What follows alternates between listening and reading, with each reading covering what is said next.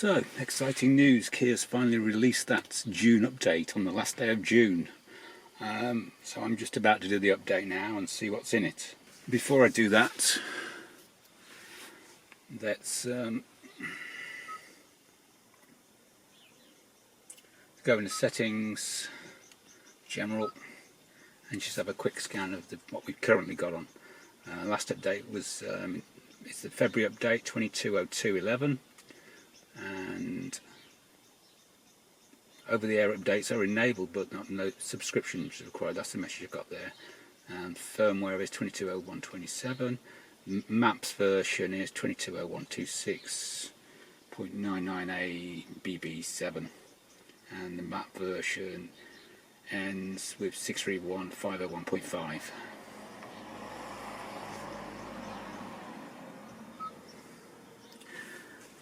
I'm going to do this in foreground mode because the background mode just takes forever. So I'll be doing the EVodessey manoeuvre to lock the car in utility mode. So, utility mode, that's from there, isn't it? EV settings, utility mode, activate.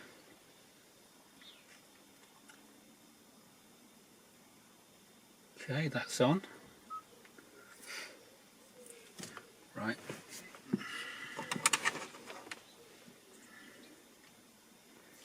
This is the memory stick I'm putting in the USB socket.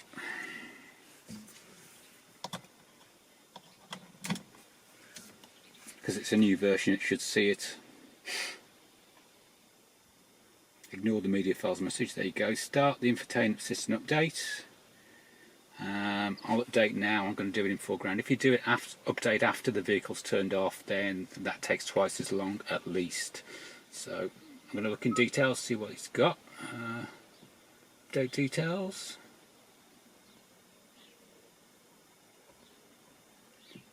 Previous. Nope. Oh.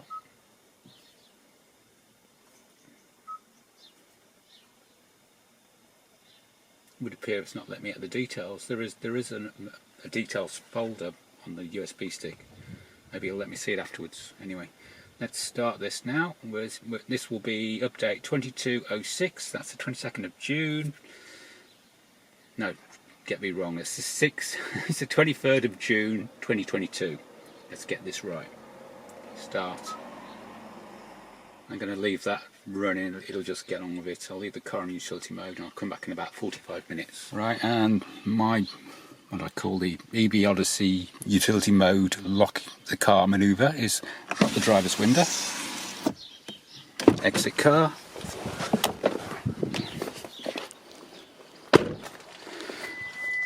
make sure you've got the key in your hand,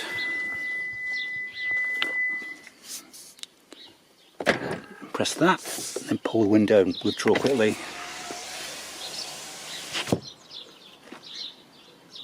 That's running. Well, after starting what I thought was a foreground update, it's not letting me do it in utility mode, so it wants me to turn it off. So it's stuck at 0%, so I'll turn it off.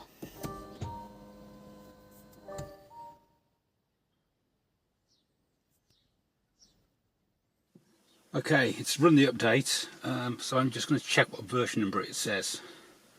I've still got the update memory stick in. So we've got 22.06.23, which is correct, and it says there's an over-the-air update available. Update button's live because I've still got the memory stick in, so I'll pull that.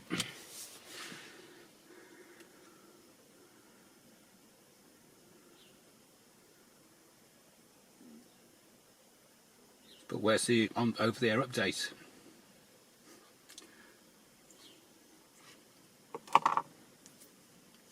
The navigation app version and the map version's changed as far as I know, but I'll have to cross-compare.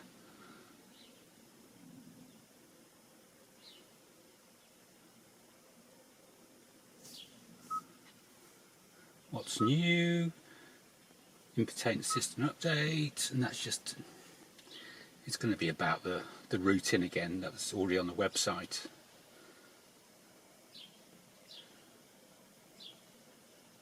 When searching for a destination, you can check and select what type of route you want by using the screen fastest economic, compare distances and travel. If you press the more routes button on, all your routes are displayed. Voice recognition is activated whilst using the map. The voice recognition information is displayed on the split screen, which is separate from the map screen. It already was anyway, so it's not new. All this seems stuff we already had in the February update. Anyway, that's all it's got in the update. Good news is that the version of Android that's inside the car has been updated, so now you've got this new Android split screen. You can only see it if you turn the old split method off. So to do that, unplug your phone, then you go to settings. If you do the search on the word split,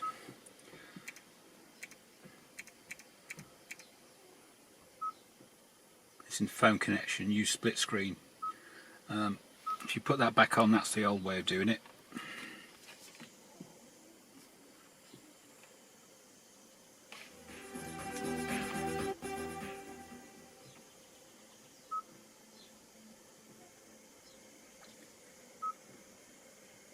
And that's the car system overlaid.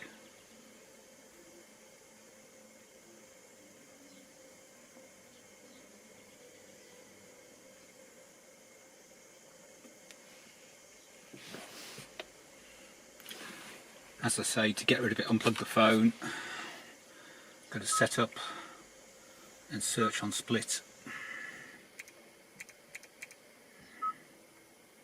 Use split screen Android Auto. This probably applies to CarPlay as well, but I'm not sure because I don't have an Apple phone. Okay, then plug it back in.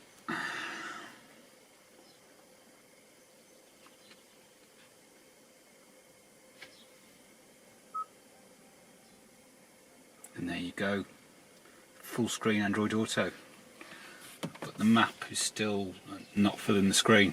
I've gone into developer mode and tried different resolutions. I can't get it to behave any differently. So anyway, it's better than it was, I think. Maybe the map's slightly bigger. Yeah. Apart from the updated maps and the Android Auto, I can't see any other updates apart from the over-the-air update now says it's available. But does that mean there's one coming? Or will it tell me one's available on my phone and then I've got to manually update it? Only time will tell. I can't see any sign of a Wi-Fi hotspot support, and that's no wireless Android Auto. I mean, both pass and parcel is the same thing. But I was expecting the Wi-Fi hotspot to be turned onable so that you could do the bulk of the downloading over your home Wi-Fi. That still could come. We'll see. Anyway, slow step forwards, and the maps have been updated. But obviously the things that appeared like Ionity Stafford in the last few weeks aren't on there. Neither's McDonald's from maybe 3 or 4 months ago. It'd be nice if these were just updated dynamically, so there must be hundreds of charge stations opening each month in the UK, and we need this information to use our cars. It's just a no-brainer. They should just be doing it. Anyway, and that's the end of this software update. Okay, I've ripped through the update to see what I can find that's changed. One of the major things is the version of inside the head unit of Android Auto has been updated, so you've got full screen. To enable that, you've got to turn the other full screen mode off. I'll show you how to do that. So if you put the maps there, you've got the media in the corner, the media window playing in the corner instead of the Kia kind of split screen. I've tried inside the Android Auto developer settings to force the resolution to try and get the screen on the maps to be bigger, but it's made no difference. That's an old trick that was tried a long time ago. I believe that worked, but it doesn't seem to. The maps database has been updated along with charges, but still local McDonald's Instavolt installed in February is not in there, so still not that good, but better. Osprey Wolverhampton's in there. The over-the-air update now has changed what it says. It now says over-the-air update available, whereas it says if you were subscribed before. Some icons seem to have changed in the menus, they seem a bit different. Trying to find it now. Maybe it was in settings.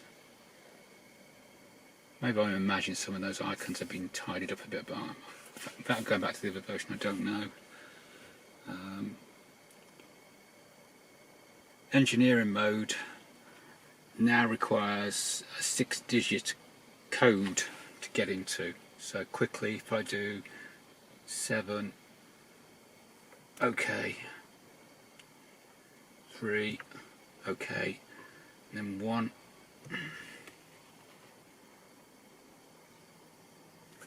1, 2, 3, 4, 5, 6. That's to try and keep us out.